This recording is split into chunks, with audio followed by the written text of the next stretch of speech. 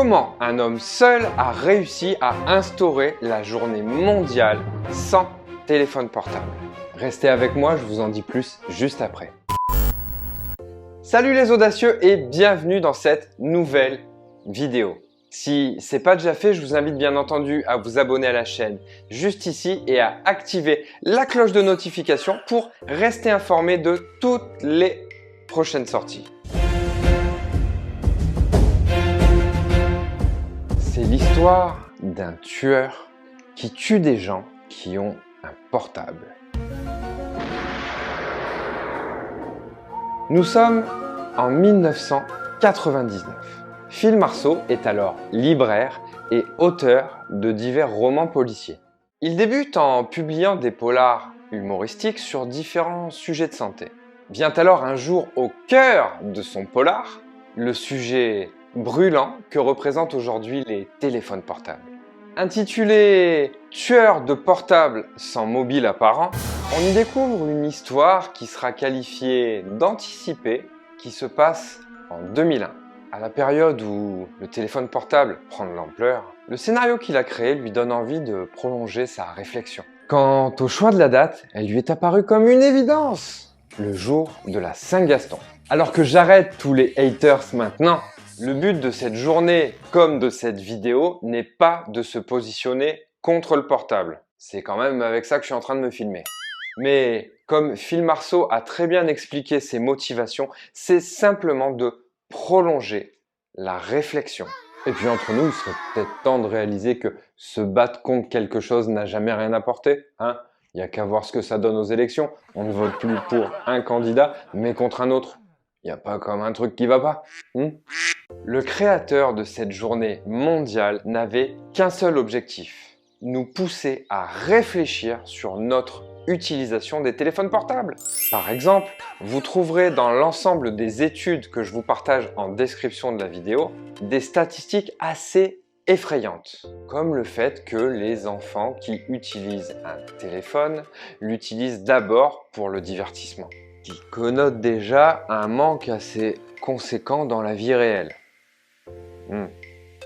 Alors, bien sûr, on ne peut pas aller contre l'innovation et contre le progrès, ça n'aurait aucun sens. Mais vous allez vite comprendre que le but de cette journée est plutôt louable. 67% des habitants du monde possèdent un téléphone portable, soit 5 milliards de personnes en croissance chaque année. Sur ces 67%, 67% possèdent un smartphone. Et comme je le disais juste avant, la motivation première, c'est le divertissement. Chérie? Oui? T'as un téléphone? Évidemment. Tu t'en sers pour quoi?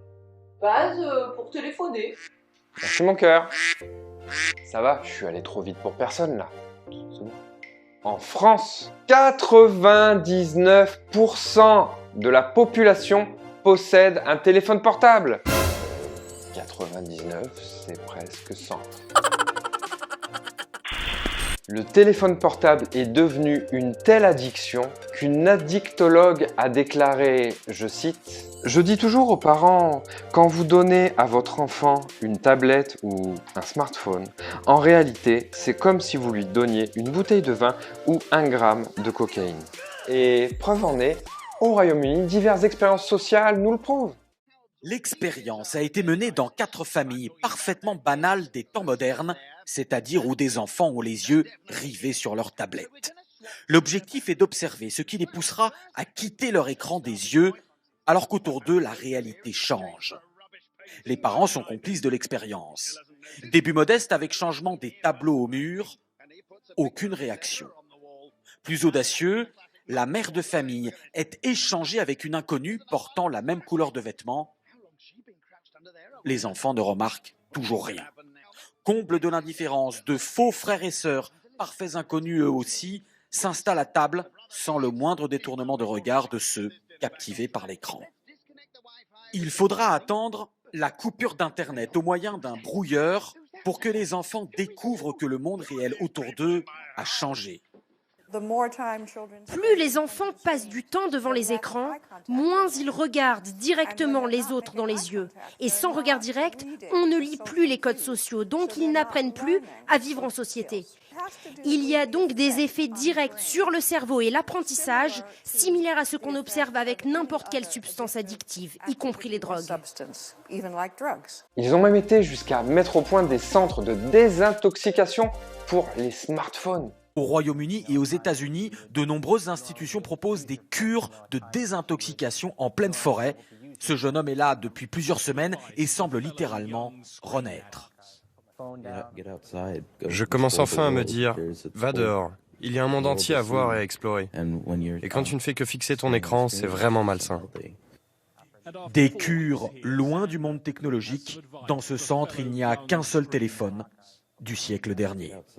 Et pour vous partager une anecdote personnelle, à la maison, j'ai des adolescents qui passent leur vie dessus et quand on leur enlève, qu'est-ce qu'on voit? On voit de l'agressivité, on voit de la colère, on voit un manque qui répond à un besoin.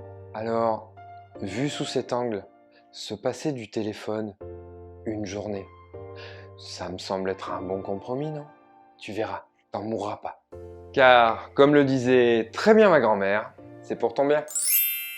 Salut les audacieux!